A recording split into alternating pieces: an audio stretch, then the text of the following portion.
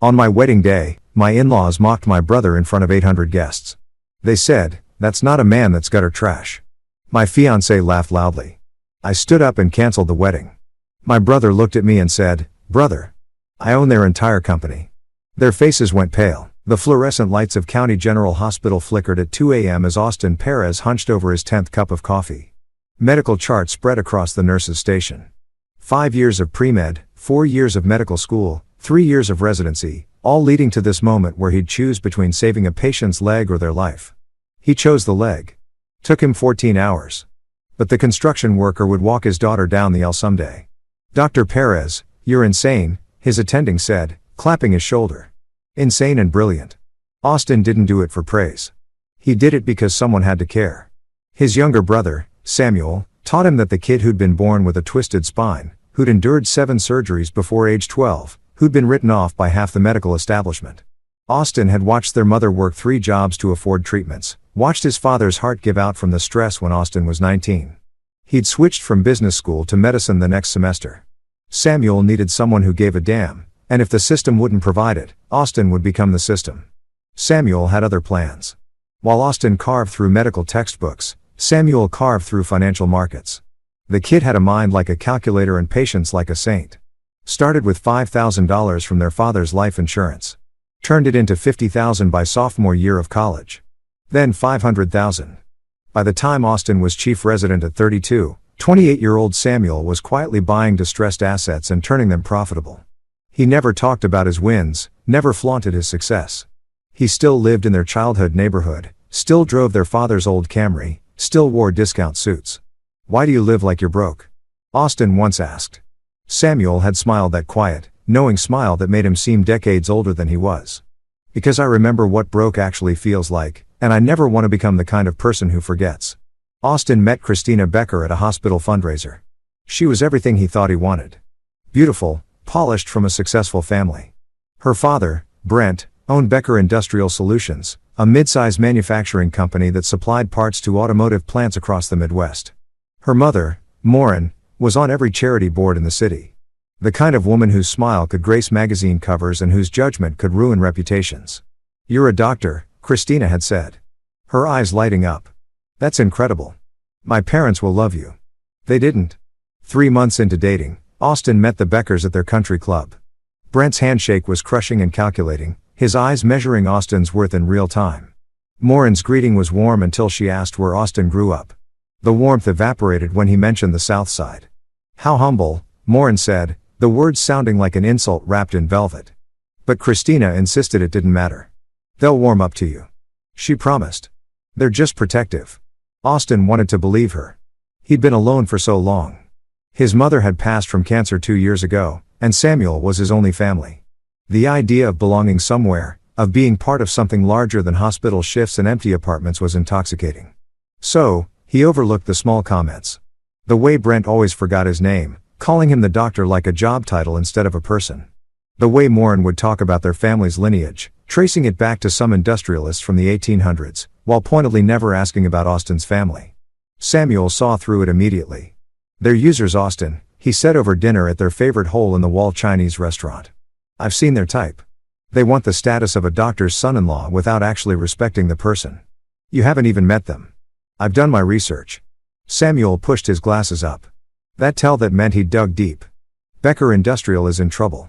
They lost their 2 biggest contracts last year. Their stock is down 40%. Maureen's trust fund is what's keeping them afloat, and that dries up when she turns 65 next year. So, they're going through a rough patch. That doesn't make them bad people. Samuel's jaw tightened. "Just be careful. I know you want a family, but family doesn't come from a wedding certificate. It comes from who stands beside you when everything goes to hell." Austin proposed 6 months later at the same country club where they'd first had dinner with her parents. Christina said yes before he finished the question. The Beckers threw an engagement party that cost more than Austin's annual salary, inviting 300 of their closest friends. Samuel came in his discount suit, bringing a bottle of wine that cost $30. Maureen had looked at it like he brought boxed wine, then tucked it behind the bar where no one would see it. "Your brother is sweet," Christina said later. "But maybe for the wedding, we could set him up with a stylist. My parents are inviting some very important people." Austin should have ended it then. But he'd already sent invitations, already put deposits on venues, already imagined the life they'd build. So, he convinced himself it would get better after the wedding. Once the stress of planning was over, once they were actually family, the wedding was scheduled for a Saturday in June at the Riverside Estate, a sprawling venue with manicured gardens and a ballroom that could host 800 guests. Austin had wanted something smaller, more intimate, but Morin insisted. The Becker name means something in this city. She'd said, "We have obligations." Samuel arrived early on the wedding day, looking uncomfortable in his rented tuxedo. Austin was in the groom's suite, adjusting his bow tie for the 50th time when his brother knocked. "You okay?" Samuel asked, nervous, excited, terrified. Austin laughed. "All of it. It's not too late to back out." "Sam, I'm serious." Samuel's expression was grave. "I've been watching them, Austin. The way they treat you, the way they talk about our neighborhood, our family. Yesterday, I heard Morin tell someone, you were rough around the edges, but trainable, like you're a dog. She's just old-fashioned. She's cruel. And Christina laughs when her mother says things like that. I've heard her." Austin felt his chest tighten. "You're being paranoid. I'm being observant. There's a difference." Samuel gripped his shoulder. "But if this is what you want, I'll stand beside you. Always. Just know you deserve better than people who make you feel like you have to earn basic respect." The ceremony was supposed to start at 4. By 3:30, 800 guests filled the ballroom. Business associates, distant relatives, society fixtures who attended because being seen at a Becker event mattered. Austin stood at the altar, scanning the crowd for familiar faces, and finding none. His med school friends were working shifts. His residency colleagues were scattered across the country. In this sea of strangers wearing designer labels and false smiles, only Samuel felt real. The processional began. Bridesmaids in champagne-colored gowns glided down the aisle, followed by Christina's maid of honor, her college roommate. Then the music swelled for Christina's entrance. She looked stunning in an off-WH gown that probably cost more than Austin's car, her face radiant behind the veil. But then something shifted in the crowd. A commotion near the back. Austin saw Samuel standing frozen as Brent Becker's voice cut through the music. "Move. You're blocking the aisle." Samuel was standing in the side row, not blocking anything. But Brent wanted him to sit further back apparently. Morin joined her husband, her voice pitched to Carrie. "Honestly, some people have no sense of decorum." Samuel tried to sidestep into his seat, but his foot caught on someone's purse strap. He stumbled, catching himself on the chair. A ripple of laughter spread through the crowd. The kind of laughter that's really mockery, wearing a polite mask. Brent's voice boomed across the ballroom. "Christ, can't even walk straight. What kind of trashy?" Morin cut him off, but her version was worse. "Darling, please don't make a scene." Then addressing the crowd like she was explaining an embarrassing relative. "That's the groom's brother. You know, they come from difficult circumstances." The laughter grew louder. 800 people watching Samuel. Brilliant. Kind Samuel who'd overcome more than anyone in this room could imagine being treated like a spectacle. Austin's hands clenched at his sides. But then Christina's voice joined in from the back of the ballroom, her laughter bright and sharp. "Oh my God, did you see that? He literally just..." She dissolved into giggles, whispering with her bridesmaids. "That's not a man. That's gutter trash." The words hit Austin like a physical blow. He looked at Samuel, saw his brother's face, not embarrassed, not angry, but resigned, like he'd expected this all along, like he'd been warning Austin about exactly this moment, and Austin had been too desperate for belonging to listen. The officiant cleared his throat, trying to restore order. "Ladies and gentlemen, if we could." Austin walked away from the altar. The crowd fell silent as he strode down the aisle, every eye following him. He reached Samuel first, standing beside his brother in a gesture that needed no words. Then he turned to face the 800 guests, his voice steady and clear. "This wedding is cancelled," Morin gasped. "Austin, don't be cancelled." He repeated louder. "All of it. There will be no ceremony. You can leave." Christina pushed through her bridesmaid's veil. "SKW. Are you insane? We can't just watch me." Austin turned to her and he saw her clearly for the first time. Not the woman he'd convinced himself she was, but the woman she'd always been. "You laughed when your father humiliated my brother. You laughed. It was just a joke." "Austin, God, you're so sensitive about people I love." "Yeah, I am." He looked at Brent and Morin. "You wanted to marry your daughter to a doctor. Congratulations. You get nothing instead." Brent's face purpled. "You ungrateful little. Do you have any idea what this wedding cost? Well, we've invested in you." "Invested?" Austin laughed bitter. You spent 6 months trying to sand down every rough edge that reminds you I'm not from your world. Well, guess what? I don't want to be from your world. My world has people in it worth respecting. He started to leave Samuel beside him when his brother spoke for the first time. His voice was quiet, almost conversational, but it carried across the silent ballroom. Mr. Becker, Mrs. Becker. Samuel adjusted his glasses. I should probably mention something. You know that investment firm that bought controlling interest in Becker Industrial Solutions 3 months ago? The one that's been keeping your company solvent. Brent's expression shifted from rage to confusion. Titan Capital Holdings. What about them? Samuel's smile was small and dangerous. I am Titan Capital Holdings. I own 68% of your company. As of 3 months ago, I'm your boss. The silence that followed was absolute. Austin stared at his brother, seeing pieces click into place. The late night calls Samuel had been taking. The new office space he'd rented but never explained. The quiet confidence that had seemed to grow over the past year. Morin's face went white. That's not possible. You're nobody. I'm the son of a factory worker who died trying to give his family a better life, Samuel said softly. I'm the kid who spent his childhood in hospitals because his spine grew wrong. I'm the brother of the best man I know who just walked away from the woman he thought he loved because she couldn't extend basic human decency. And yes, I'm also the person who controls whether your family business survives the next board meeting. Brent lunged forward, but Austin stepped between them. The older man froze.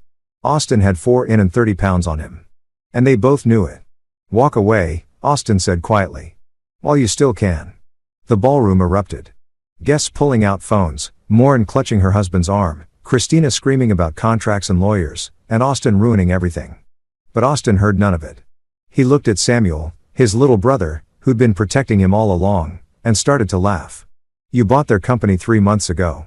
They were hemorrhaging money after losing those automotive contracts I mentioned. I offered them a lifeline and they took it without doing due diligence on who Titan Capital really was.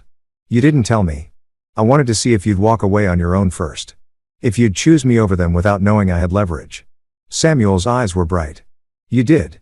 You chose right. They walked out of the Riverside estate together, leaving 800 guests and one furious Becker family behind. Austin was still in his tuxedo. Samuel in his rented suit, and neither of them had ever felt more free. In the parking lot, Austin stopped. What happens now? Samuel pulled out his phone, scrolling through what looked like spreadsheets and legal documents. Now we go have dinner at Changin's like we always do. Tomorrow I have a board meeting at Becker Industrial. And next week, he looked up, his smile sharp. Next week, things get interesting. Austin had one more question. When you bought their company, was it about revenge or business? Both, Samuel admitted. I saw an opportunity. A failing company run by people too arrogant to adapt. I knew I could turn it profitable. But yeah, part of me wanted leverage insurance because I knew people like the Beckers. I knew eventually they'd show you who they really were. I just wanted to make sure when that happened, you'd have options. You've been planning this for months. I've been protecting you like you protected me our whole lives. Samuel's expression softened. You gave up business school to become a doctor because of me. You spent years fighting to give me the best possible life. You think I forgot that? You think I'd let some country club make you feel small? Austin pulled his brother into a hug. I'm sorry I didn't listen. You're not the first person to get blinded by wanting to belong somewhere, but you do belong somewhere with people who know your worth. And tomorrow, the Beckers are going to learn exactly what it costs to underestimate us. They drove to Chang and Samuel's old Camry, still wearing their formal wear, and ordered enough food for 5 people. Mrs. Shang, who'd known them since they were kids, took one look at Austin's tuxedo and Samuel's grin and brought out a bottle of rice wine. Bad wedding? She asked in broken English. Cancelled wedding, Austin corrected. Best decision I ever made. She poured them each a shot. Good. That girl I see her once when she pick you up. She look at my restaurant like it smell bad. You better without her. They drank to that. And as they ate beef chowing and talked about their next moves, Austin realized Samuel was right. Family wasn't about blood or wedding certificates or country club memberships. It was about who stood beside you when the world tried to break you down. And by that measure, Austin had always been rich beyond measure. His phone buzzed. 17 missed calls from Christina. 43 text messages ranging from apologetic to furious to desperate. He blocked the number and ordered more spring rolls. So Austin said, watching his brother navigate through financial reports on his tablet. Tell me about this board meeting next week. What exactly are we doing to them? Samuel's smile could have cut glass. We're teaching them a lesson about respect and humility and what happens when you mistake kindness for weakness. I'm listening. Good, because you're going to want to be there for this. Trust me, it's going to be spectacular. The next morning, Austin woke up in his apartment with a headache from rice wine and a clarity that felt almost spiritual. No wedding, no Christina, no more pretending to be someone he wasn't for people who'd never truly accept him. Just him and Samuel and whatever came next. His phone had been blowing up all night. He turned it off around midnight. But now, in the harsh light of day, he knew he'd have to face it eventually. He made coffee first, though. Strong black hospital grade. Then he turned on his phone, 67 missed calls, 123 text messages, 15 voicemails, most from Christina, but several from Morin, 3 from Brent, and oddly 1 from someone named Eddie Combs at the Riverside estate. He started with Eddie's voicemail. Dr. Perez, this is Eddie from events at Riverside. Look, I just wanted to say what you did yesterday was the gutsiest thing I've seen in 20 years of wedding coordination. Also, the Beckers are refusing to pay their bill. They're saying you canceled, so it's your responsibility. I'm not going to push it because honestly worth it to see more in Becker's face, but officially we do need someone to settle the account. Give me a call. Austin almost laughed. The wedding had cost north of $200,000. He didn't have that kind of money lying around. Medical residents weren't exactly rolling in wealth. But before he could worry about it, a text came through from Samuel. Already handled the Riverside bill. Paid in full. Consider it a gift. You just saved yourself from a lifetime of misery. Also, board meeting moved to today. 3:00 p.m. Becker Industrial Solutions headquarters. You should come bring popcorn. Austin texted back. You paid $120 for a wedding that didn't happen. I paid $200K to permanently sever your ties to people who treated you like garbage. Best investment I ever made. See you at 3. Austin showed up to Becker Industrial Solutions at 2:45 p.m. wearing surgical scrubs. He'd come straight from a shift, not bothering to change. The receptionist, a young woman named Cassie Paul, looked at him with confusion. I'm here for the board meeting, Austin said. Are you Dr. Perez? She was clearly trying to place him from the wedding. The cancelled wedding. Yes. Her expression shifted to barely suppressed delight. Oh my God, everyone's been talking about it. Morin came in this morning looking like she'd aged 10 years. Brent locked himself in his office and some guy showed up an hour ago and just took over the conference room like he owned the place. He does own the place. That's my brother. Cassie grinned. This is going to be so good. Conference room is on the 3rd floor. I'll buzz you up. The conference room was glass-walled, overlooking the factory floor below. Through the windows, Austin could see the manufacturing equipment sitting idle. Another bad sign for the company's health. Inside the room, Samuel sat at the head of a massive mahogany table. Looking perfectly comfortable in a suit that Austin now realized probably cost more than the entire wedding. 3 other people were already seated. 2 men in expensive suits who Austin didn't recognize and a woman with steel gray hair who looked like she ate corporate Raiders for breakfast. Samuel stood when Austin entered. Everyone, this is my brother Austin. Austin, this is our legal team. Benjamin McIntosh, corporate law. Hector Schaefer, contracts and acquisitions. And Bonita Schwartz, who specializes in making sure everything we do is ironclad and irrefutable. Benjamin nodded. Heard about yesterday that took balls or common sense. Bonita added, I've dealt with the Beckers before. Morin once tried to sue a caterer because the salmon wasn't pink enough. These are not reasonable people. The door burst open. Brent Becker stormed in. Morin right behind him, both looking like they hadn't slept. Christina followed, her eyes red and swollen. Behind them came 2 more people.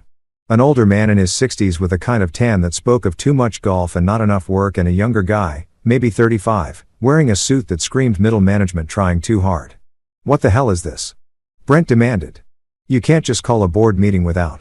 I can actually, Samuel said calmly. I own 68% of voting shares. I can call a board meeting whenever I want. Please sit down. We have a lot to discuss. I'm not sitting anywhere until you explain, Mr. Becker. Bonito's voice was pure ice. You will sit down or you will be escorted out of this building by security and permanently barred from the premises. Your choice, Prince sat. So did Morin, though she looked like she wanted to flip the table. Christina stood behind them, looking lost. Samuel pulled up a presentation on the large screen at the front of the room. Let's start with where we are. Becker Industrial Solutions is insolvent. You've been operating at a loss for 18 months. Your 2 largest contracts were lost due to consistent quality control issues and missed deadlines. Your workforce has declined from 230 employees to 147 because you've been doing rolling layoffs rather than addressing the core problems. And your personal spending," he clicked to the next slide, showing a breakdown of expenses, "has continued at an unsustainable rate." Morin's face went red. "You have no right to." "I have every right. I own this company. But let's talk about why I bought it." Another click. 3 months ago, you received an offer from Titan Capital Holdings. We offered you a lifeline in Jet Capital. Take controlling interest, but leave you in operational control. You took the deal without asking questions because you were desperate. You assumed Titan was just another investment firm that would let you keep running things into the ground while we absorb the losses. Who are you really? The older man? Austin assumed he was also a board member, asked quietly. Samuel Perez, son of Thomas and Maria Perez. Thomas died of a heart attack at 46, working 80-hour weeks in a factory not unlike this one to pay for his son's medical bills. Maria died at 52. Cancer because she couldn't afford proper treatment until it was too late. I was that son, the one with medical bills. I spent my childhood watching people like you. He gestured to Brent and Morin. Treat people like my parents as disposable. So when I made my money, I decided to do something about it. This is blackmail. Brent said, I'm trying to save this company despite you. Let me be clear. Becker Industrial Solutions can survive. It has good infrastructure, skilled workers, and relationships with vendors. What it doesn't have is competent leadership. So, here's what's going to happen. Samuel clicked to the next slide. Effective immediately, Brent Becker is removed as CEO. Morin Becker is removed from the board of directors. You'll both retain a token percentage of non-voting shares, enough that you're not completely destitute, but not enough to interfere with actual business operations. You can't do this. Morin shrieked. I can and I am. Benjamin, show them the paperwork. Benjamin slid a thick folder across the table. Everything is legal and binding. You signed over control when you accepted Titan's investment. The terms were very clear. We'll sue. Brent threatened. We'll take you for everything. With what money? Hector asked pleasantly. Your personal assets are mortgaged to the hilt. Your wife's trust fund is nearly depleted and any lawsuit would require discovery, which means every questionable decision you've made in the last 5 years becomes public record, including the embezzlement. The room went quiet. What embezzlement? The younger board member asked nervously. Hector smiled. Turns out Mr. and Mrs. Becker have been quietly siphoning company funds into personal accounts. Nothing massive. A few thousand here, a few thousand there. Hidden expense reports, inflated vendor charges, fake consulting fees. Over 3 years, roughly $400,000. We have all the records. Christina gasped. Dad. Brent's face had gone from red to gray. We were going to pay it back. Were you? Samuel's voice was soft. Dangerous. Because according to these bank statements, you were using company money to fund your country club memberships, your daughter's wedding, your wife's shopping habits, and your own stock portfolio losses. You were stealing from a failing company, from the employees who depended on you. So, yes, Mr. Becker, we could prosecute, but we're not going to. Why not? Austin asked, genuinely curious. Because prosecution would hurt the company. It would scare off vendors, tank what's left of our reputation, and put 147 people out of work. The Beckers aren't worth that. Samuel turned back to Brent and Morin. Here's the deal. You sign over all remaining shares. You leave quietly. You never use the Becker name in connection with this company again. And in exchange, we don't prosecute. You get to keep your house, your cars, and whatever is left of Morin's trust fund. You walk away from this with something which is more than you deserve. And if we don't agree, Morin asked, her voice shaking. Then we prosecute. You go to prison for embezzlement and fraud, and you lose everything anyway. The only difference is which ending you prefer. Brent looked at his wife, then at his daughter, then back to Samuel. You did this because of yesterday. Because of what I said about my brother? That was just the trigger. I've been watching you for a year, Mr. Becker. I knew who you were long before yesterday. The wedding was just when you finally showed everyone else. Samuel leaned forward. You wanted to know what kind of man my brother is. He's the kind who walked away from a woman he loved because she laughed when you humiliated me. He's the kind who chose loyalty over comfort, family over status, and you mocked him. You tried to make him feel small so you could feel big. So yes, I'm taking your company, but I'm not doing it for revenge. I'm doing it because I can run it better than you ever did and because the people who work here deserve better than you. The older board member cleared his throat. I'm Ernest Crawford. I've been on this board for 15 years and I've watched the Beckers run this company into the ground. If you're serious about turning things around, Mr. Perez, you have my support." The younger member nodded. Brian Holland. "Same. I'm honestly just relieved someone's finally doing something good," Samuel said. "Because we start tomorrow. New management structure, new operational protocols, new everything." Ernest. "Brian, you'll stay on the board if you want. We're going to need institutional knowledge." He slid a paper across to Brent. "Sign here. Walk away. It's your only option." Brent stared at the paper for a long moment. Then, hands shaking, he signed. Morin did the same, tears streaming down her face. "One more thing," Samuel said as they stood to leave. "Stay away from my brother. If I hear that any of you have contacted him, harassed him, or spread rumors about him, the embezzlement charges come back. Are we clear?" They nodded. Christina tried to meet Austin's eyes, but he looked away. There was nothing left to say to her. After they left, the room exhaled collectively. "Jesus," Brian muttered. "That was intense." "That was necessary," Samuel corrected. Ernest. "Brian, I want you both to meet with me tomorrow morning. We're going to rebuild this company, but we're doing it right. Fair wages, good conditions, transparent accounting. I want the people who work here to actually want to work here." Ernest smiled. "Your father would be proud of you." Samuel's expression softened. "I hope so, Austin. Can you stay for a minute?" After everyone else filed out, Samuel collapsed into his chair. "I've been planning that for 3 months, and I was still terrified it would go wrong." "It was perfect," Austin said. "Brutal, but perfect. I didn't want to be brutal. I wanted to be fair. They stole from their own company, from their own employees. They deserved worse." He looked at Austin. "Are you okay?" "I know this is a lot. I'm better than okay. I'm free and I'm watching my little brother take down the people who tried to make us feel worthless. It's the best I've felt in months." Samuel grinned. "Good, because I have another surprise. I want you to join the board." "What?" "Sam, I don't know anything about you know about integrity. You know about putting people first and you know about fighting for what's right even when it costs you everything. That's exactly what this company needs." He pulled out another folder. "I'm creating an employee welfare program. Health coverage, profit sharing, education, assistance. I want you to oversee it. You're a doctor. You understand healthcare better than anyone else in this building. And you're my brother, which means I trust you more than anyone else in this building. Will you do it?" Austin looked at the folder, then at Samuel. "You really turned their company into something good. I'm going to try with your help." Samuel extended his hand. "Partners?" Austin shook it. "Partners, but I'm keeping my residency. I'm not giving up medicine. I wouldn't ask you to. We'll work around your schedule. The board meets once a month and you can review the health programs whenever you have time. I just want you here helping me make sure we do this right." They left the office together as the sun set over the factory floor. Through the windows, Austin could see the manufacturing equipment still idle. But tomorrow, it would run again.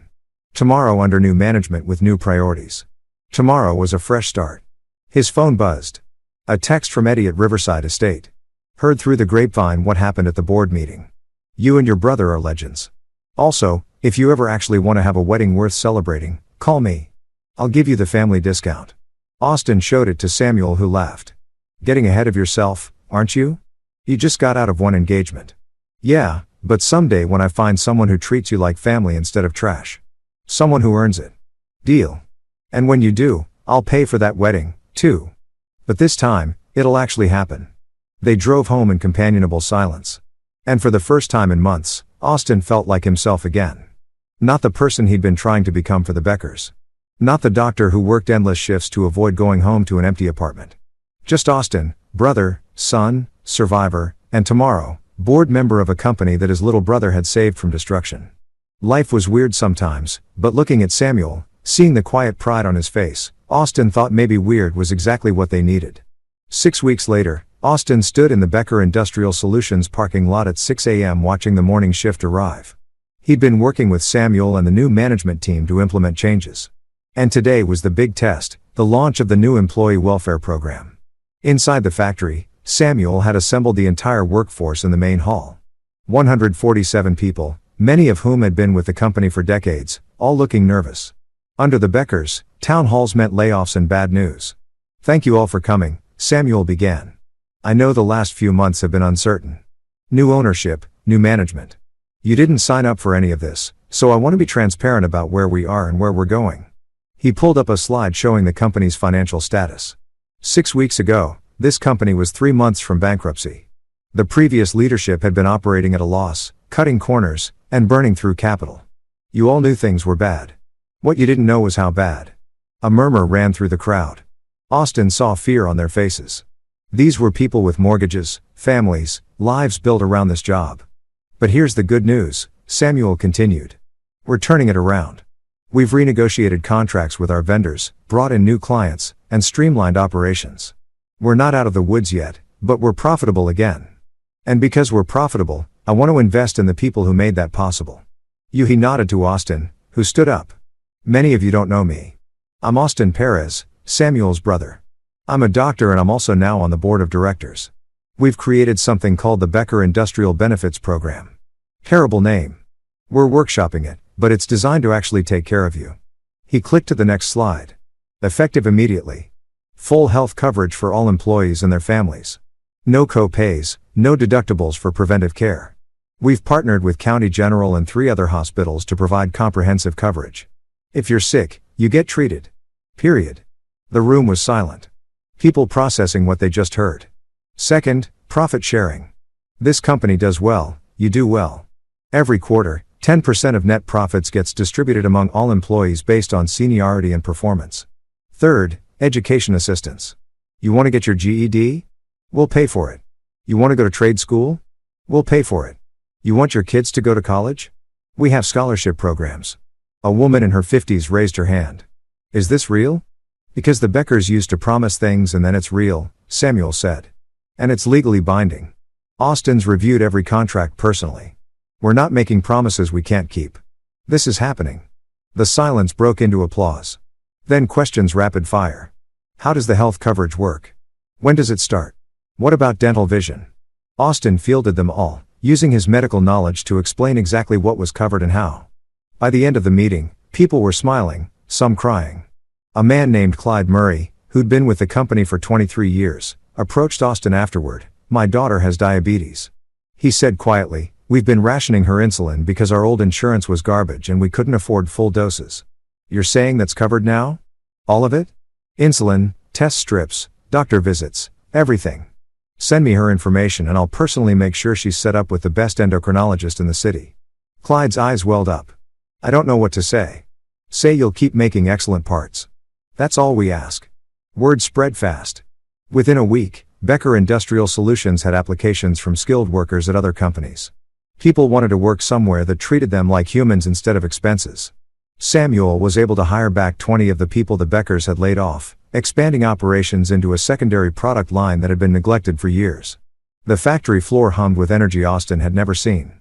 Morale was up, quality was up, and production timelines were improving. It turned out that when you treated people well, they performed better. Revolutionary concept, but not everyone was happy about it. 8 weeks after the board meeting, Austin got a call from Benjamin McIntosh. We have a problem. Brent Becker is talking to competitors, trying to sabotage our vendor relationships. He's telling people that Titan Capital is unstable, that we're going to fold, that they shouldn't sign contracts with us. Can we stop him? Austin asked. Legally, not unless he says something defamatory that we can prove.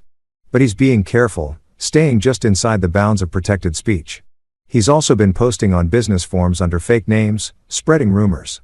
Samuel on speakerphone swore quietly. I should have seen this coming. He's bitter and he has nothing to lose. What's our play? We outperform him. Austin said we let our results speak for themselves. Any vendor who listens to Brent's nonsense over our actual track record isn't someone we want to work with anyway. That's the high road, Samuel said. I'm not sure I want to take the high road anymore. Then take the smart road. Bonita interjected. She joined the call. Brent is making himself look desperate. Every time he badmouths us and we keep succeeding, he looks worse. Let him dig his own grave. They followed Bonito's advice and she was right within a month. Brent's attempts at sabotage had backfired spectacularly. Vendors saw his desperation and started avoiding him. His reputation in the business community tanked. Meanwhile, Becker Industrial Solutions landed a major contract with a national automotive manufacturer, a deal that guaranteed stability for the next 3 years. The local business journal ran a story from crisis to comeback, how new leadership saved Becker Industrial. The article praised Samuel's turnaround strategy and highlighted the employee welfare program. It didn't mention the Beckers by name, but the omission was damning. They'd been erased from their own company's success story. Morin took it the hardest. She'd built her identity around being a Becker, around the social status that name carried. Now, that name meant nothing, and she had no idea who she was without it.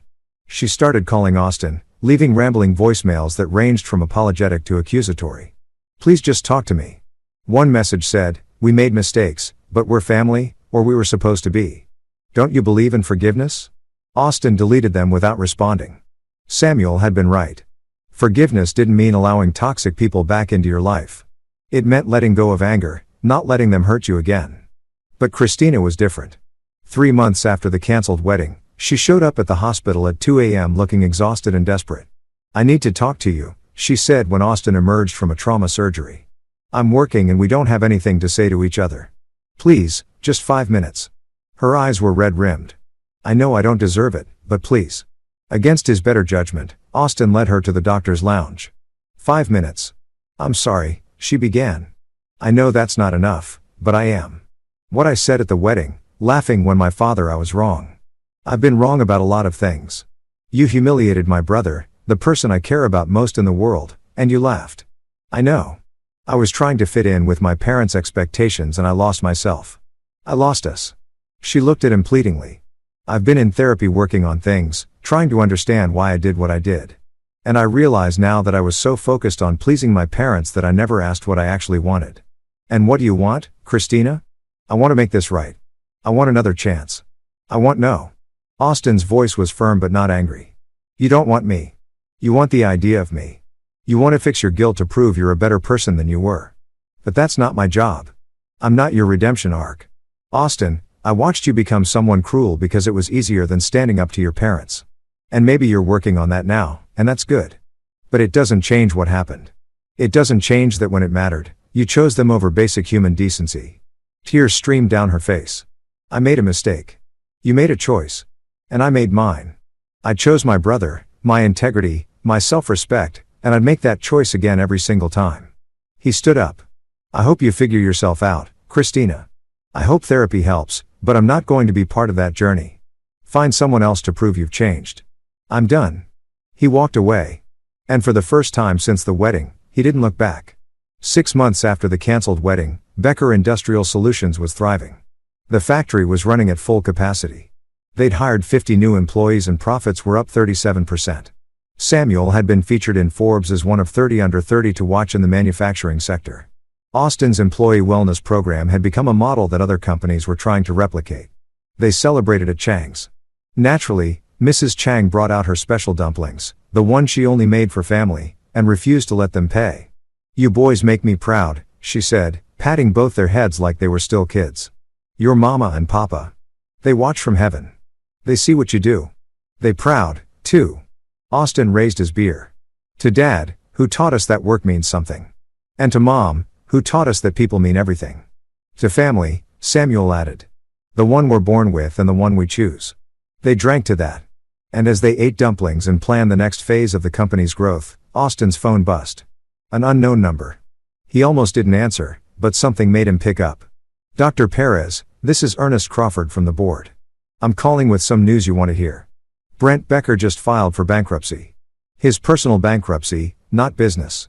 Apparently, he's been gambling, trying to make back what he lost. Didn't work out. He's lost everything. In the house, the cars, all of it." Austin felt a complex mix of emotions. Not satisfaction exactly. Not quite sadness either, just a kind of resigned acknowledgement that consequences were real. "What about Morin and Christina?" he asked. "Morin's moved in with her sister in Connecticut.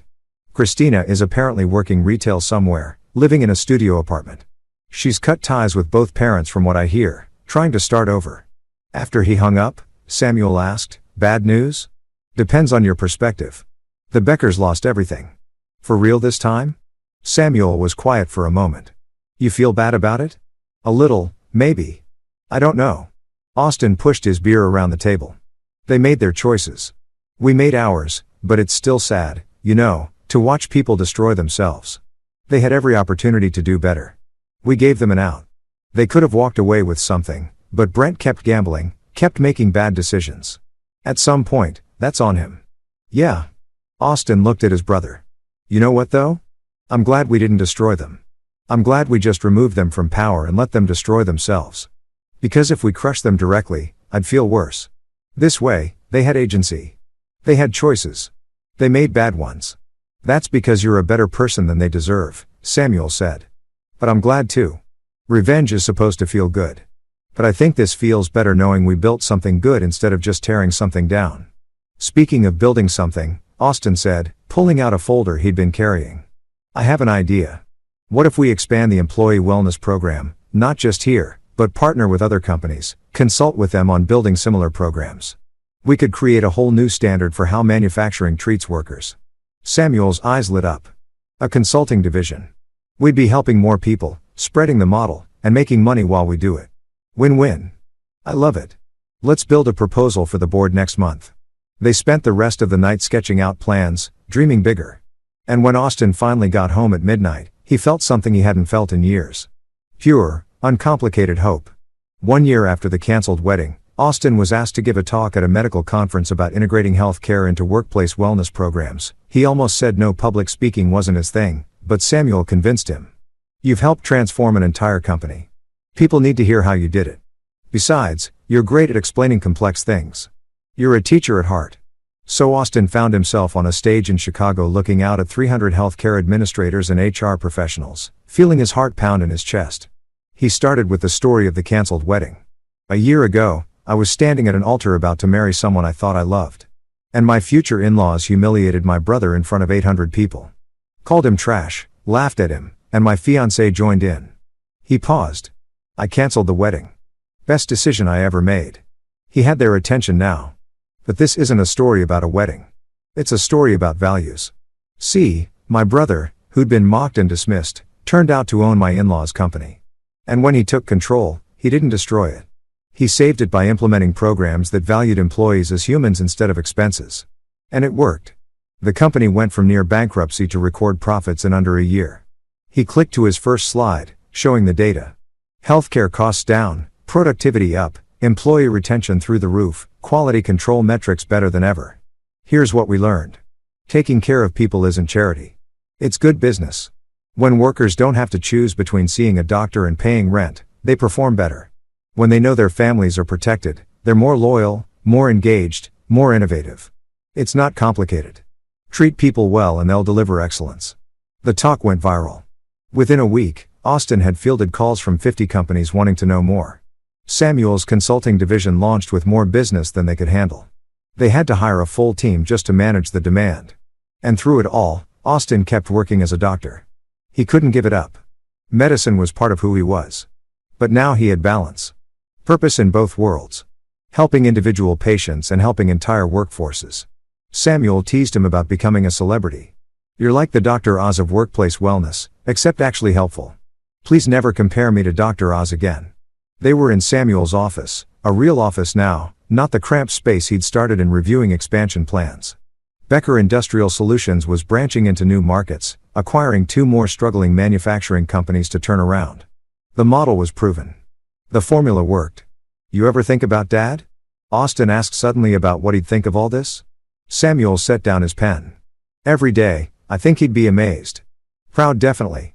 Maybe a little overwhelmed by how big it's gotten. But mostly, I think he'd be happy that we're doing it right, that we're not just making money, we're making a difference. And Mom, she'd cry, happy tears. Then she'd make us her Ras Khan polo and tell us not to get big heads. Samuel smiled. They gave us everything they had. The least we can do is make sure other families don't have to sacrifice like they did. Austin's phone rang. The hospital. Perez here. Dr. Perez. We have a patient in the ER construction accident. Multiple injuries. Patient specifically asked for you. Says you saved his leg 5 years ago. Wants you to save his life now. Austin was already grabbing his keys. On my way. He paused at the door, looking back at Samuel. Dinner tomorrow, Chang's always. Austin rushed to the hospital. His mind already shifting into doctor mode. The business side of his life faded and the medical side emerged because this was who he was. Someone who saved lives, who fought for people, who never gave up, just like his brother, just like his parents had taught them. And as he scrubbed in for surgery, Austin realized something. A year ago, he thought he needed the Beckers' approval to be complete, to be worth something. But he'd always been worth something. He'd always been enough. Canceling that wedding had been the beginning, not the end. And everything that came after the company turned around, the wellness programs, the consulting business, all of it was just proof that sometimes the best thing you can do is walk away from people who don't see your value. Because somewhere out there, someone will. And when they do, you'll be ready for them. 18 months after the canceled wedding, Austin met someone. Her name was Tanya House, and she was a social worker at County General. He'd seen her around for months. She was the one who fought with insurance companies to get patients the care they needed, who found housing for homeless patients being discharged, who somehow made miracles happen with no resources and endless determination. They met officially when they both arrived at 6 a.m. to check on the same patient, a teenager who'd been in a car accident and had no family. Austin was handling the medical side. Tanya was handling everything else. "You're Dr. Perez," she said, shaking his hand. "I've heard about you, the surgeon who operates on hope and stubbornness." "You're the social worker who makes the impossible happen," he replied. "We should collaborate more often." They did. And somewhere between patient consultations and rush cafeteria coffees, Austin realized he was looking forward to seeing her every day. Not because she was beautiful, though she was, but because she was good, genuinely thoroughly good in a way that didn't require fanfare or recognition. When he finally asked her out 3 months later, she laughed. "I was wondering when you get around to it. I've been dropping hints for weeks. I'm a little gun-shy after my last relationship imploded spectacularly. I heard about that. Everyone has. You're kind of a legend around here. The guy who canceled his wedding because his fiancée was terrible to his brother. Most romantic thing I've ever heard." "That's romantic." "Hell yes. You chose love and loyalty over social pressure and convenience. You walked away from someone who didn't deserve you. That's not just romantic, it's heroic." Their first date was at Chang's. Mrs. Chang took one look at Tanya and beamed. "You bring nice girl. Smart girl, good girl." She turned to Tanya. "You keep him. He good man. Heart of gold." "I can tell," Tanya said warmly. Samuel showed up halfway through dinner.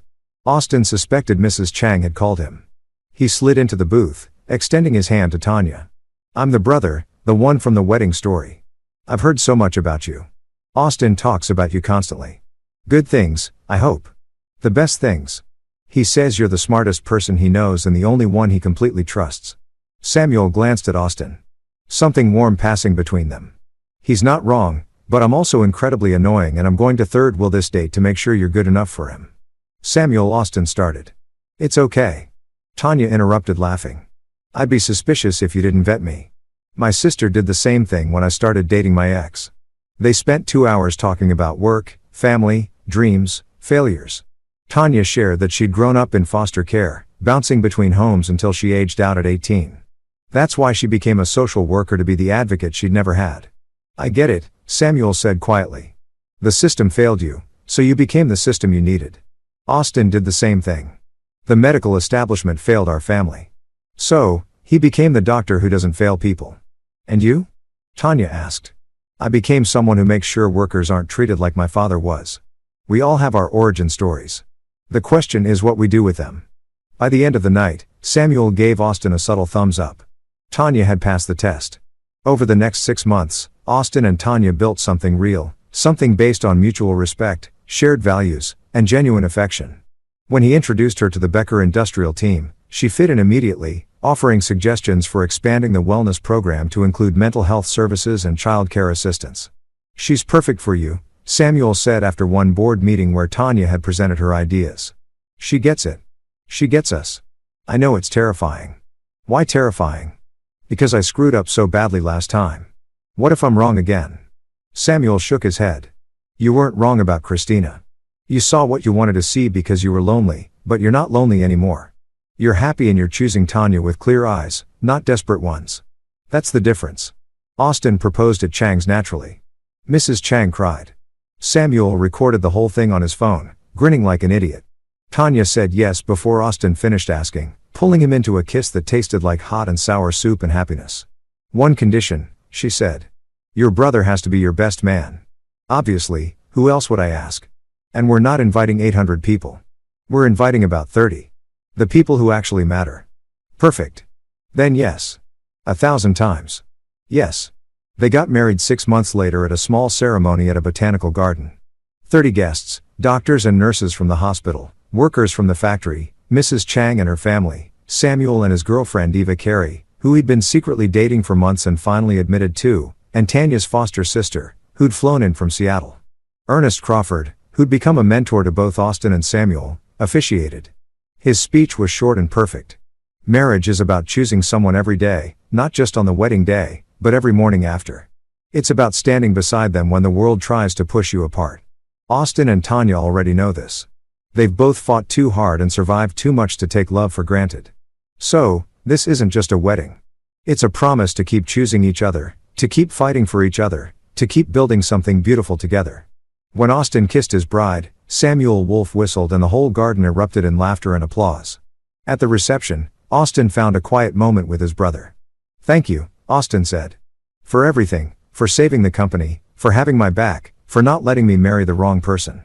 "You would have figured it out eventually," Samuel replied. "You're too good to stay with someone who diminishes you, but I'm glad I could speed up the timeline. Still, I owe you. You don't owe me anything. You've been saving my life since we were kids. This is just me returning the favor." They stood there, two brothers who'd survived poverty and loss, and people who tried to make them feel small, and watched the people they loved celebrate love itself. Dad would have loved this. Austin said he would have cried through the whole ceremony. Mom, too, they're here though. I feel them. Me, too. The reception went late into the night. No country club pretension. No judgmental stares. No one keeping score of who was important enough to attend. Just people who genuinely cared, celebrating two people who'd found each other against all odds. And when Austin and Tanya left for their honeymoon a week in Costa Rica, nothing fancy, just beaches and quiet, Samuel handed them an envelope. "Don't open until you land." On the plane, they opened it together. Inside was a deed to a house, a beautiful craftsman in a good neighborhood with a yard and enough space for the family they'd talked about starting someday. "He bought us a house," Tanya whispered, stunned. Austin wasn't surprised. That was Samuel. Quiet, thoughtful, always 10 steps ahead. The note inside said simply, "Every family needs a home. Love, Sam." Austin called him as soon as they landed. "You bought us a house. I bought you a wedding gift. There's a difference. Samuel, you gave up everything for me once. Let me do this for you, please." Austin's throat tightened. "Thank you for everything. Just be happy, Austin. That's all the thanks I need." 2 years after the canceled wedding, Austin and Tanya's house was full of life. They'd adopted a dog, a 3-legged rescue named Lucy, who'd been abandoned at a shelter. They were talking about kids, about the future, about all the possibilities that lay ahead. Becker Industrial Solutions had grown into a regional powerhouse, a model for ethical manufacturing. Samuel had acquired 4 more companies, implementing the same transformation at each one. The consulting business had expanded internationally. They'd literally changed industry standards. And through it all, Austin kept being a doctor, kept saving lives, kept fighting for patients who needed someone in their corner. One evening, Austin came home from a particularly brutal shift to find Tanya in the kitchen cooking dinner and humming along to music. Lucy was curled up on the couch. The house smelled like garlic and tomatoes and home. "Bad day?" Tanya asked, reading his expression. "Lost a patient. 8-year-old leukemia. We tried everything." She pulled him into a hug, letting him feel it. "I'm sorry." They stood there for a while. Lucy eventually padding over to lean against Austin's legs. This was what healing looked like. Not grand gestures or dramatic victories, but quiet moments with people who loved you through the hard parts. Samuel called. Tanya said eventually he wants us to come to the office tomorrow. Says he has news. The next day they gathered in Samuel's office. Austin, Tanya, Eva, and the core leadership team. Samuel looked nervous, which was unusual. So he began, "I've been thinking about expansion. We've proven the model works. We've changed how manufacturing treats workers, but I want to go bigger." He pulled up a presentation. "I want to create a foundation. The Thomas and Maria Perez Foundation for Worker Welfare. We'll fund research into workplace health, provide grants to companies wanting to implement better programs, and offer direct support to workers in crisis. Healthcare, education, emergency funds, all of it." Austin felt his eyes burn. "You're naming it after Mom and Dad. They started this. Their sacrifice, their struggle. It's why we do what we do. I want their names attached to something that helps people like them. People who work themselves to death trying to provide for their families." "How much are you putting in?" Austin asked. $20 million to start. But I want you to run it. You understand healther. You understand workers. You understand the mission. Will you do it? Austin looked at Tanya, who was crying. Then at Samuel, his little brother, who'd grown into the most remarkable person Austin knew. On one condition: you let me put in $5 million. Half the money I've saved, invested, built up over the years. This is our legacy. Both of us equal partners. Samuel's eyes widened. Austin, I'm serious. We do this together or not at all. Samuel walked around the desk and pulled Austin into a fierce hug. Together, then always together. The Thomas and Maria Perez Foundation launched 3 months later with a gala that was actually meaningful, not socialites pretending to care, but actual workers, actual families whose lives had been changed by the programs they'd implemented. Clyde Murray spoke about how his daughter's diabetes care had saved her life. A woman named Laura Johnson talked about how the education assistance had let her get her nursing degree. A man named Pedro Graham shared how the emergency fund had kept his family housed when he'd been injured on the job. These aren't just programs, Pedro said, his voice breaking. This is proof that someone gives a damn about people like us, that we matter, that our lives have value. When Austin took the stage to speak, he looked out at a room full of faces. People who'd been invisible to the Beckers, to people like the Beckers, to a system that treated workers as expendable. 2 years ago, I was supposed to get married, he began. And my soon-to-be in-laws humiliated my brother in front of 800 people. They called him trash. They treated us like we were less than human because we came from nothing. And I walked away from that wedding, from that family, from that life. He paused. Best decision I ever made, because it led me here to this work, to these people, to understanding that wealth isn't measured in country club memberships or social status. It's measured in the lives you touch, the people you help, the changes you make. My parents died too young, broken by a system that didn't value them. But they taught us, my brother and me, that every person has dignity. Every person deserves respect. Every person matters. And this foundation is how we honor that lesson, by making sure other families don't have to sacrifice what ours did. The applause was thunderous. And as Austin left the stage, Samuel caught his arm. They'd be so proud of us. Samuel said, I know. I feel them every day. And he did. In every decision, every program, every life changed for the better. Austin felt his parents' influence. Their sacrifice hadn't been in vain. Their struggle had meaning. Their legacy lived on in ways they never could have imagined. That night at home with Tanya and Lucy, Austin's phone buzzed, an unknown number. He answered cautiously. Dr. Perez, a woman's voice, hesitant. This is Christina. Christina Becker, I know I probably shouldn't call, but I wanted you to know I saw your speech tonight online, and I wanted to say I'm sorry for everything. You deserve so much better than how my family treated you, than how I treated you. And I'm so happy you found it. Austin was quiet for a moment. Thank you for saying that. I hope you're doing well.